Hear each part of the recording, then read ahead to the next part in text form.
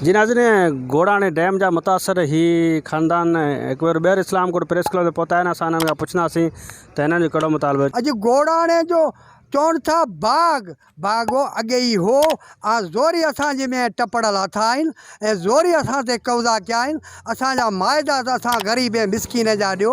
असीं हुकूमत खे अर्ज़ु था करियूं। जॾहिं असांखे हक़ न मिलियो आहे तॾहिं असां धोखो कयो आहे।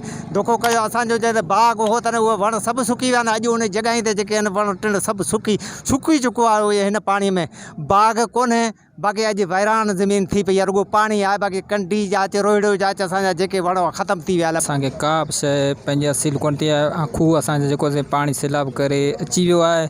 बाक़ी कंहिं बि माण्हू खे अपील या का बि शइ दरख़्वास्त ॾियूं था कंहिं बि ऑफिसर खे, उहो असांजी न ॿुधी करे थो। हर को पंहिंजा मुताबिले हिसाब सां पंहिंजा माण्हू एंग्रो खयो आहे। उन्हनि जा वोटर आहिनि, हीअ उन्हनि जा जेके ॻोठ जा रहवासी आहिनि, हीअ चवनि पिया त डॉक्टर जेका महेश मलाणी आहे, MNA आहे, ज्ञानचंद आहे, फ़कीर शेर मोहम्मद बिलालाणी आहे, खटूमल जीवण आहे, समूरनि नुमाइंदनि जेके असां वाइदा कया उन्हनि असां सां धोखो कयो आहे। धोखो करे असांखे एहतजाज ख़तमु करायो आहे। अॼु असां रोडनि ते दरबदर आहियूं। मुतालबो कनि पिया सिंध हुकूमत खां त 1 लख रुपया जेका फ़ीस सालियाना जेका से मुआवज़ो मुक़ररु कयो उहो न पियो ॾिनो वञे। असांजा मुतालबा जेके आहिनि उहो तस्लीम करे इंसाफ़ फ़राहम कयो वञे।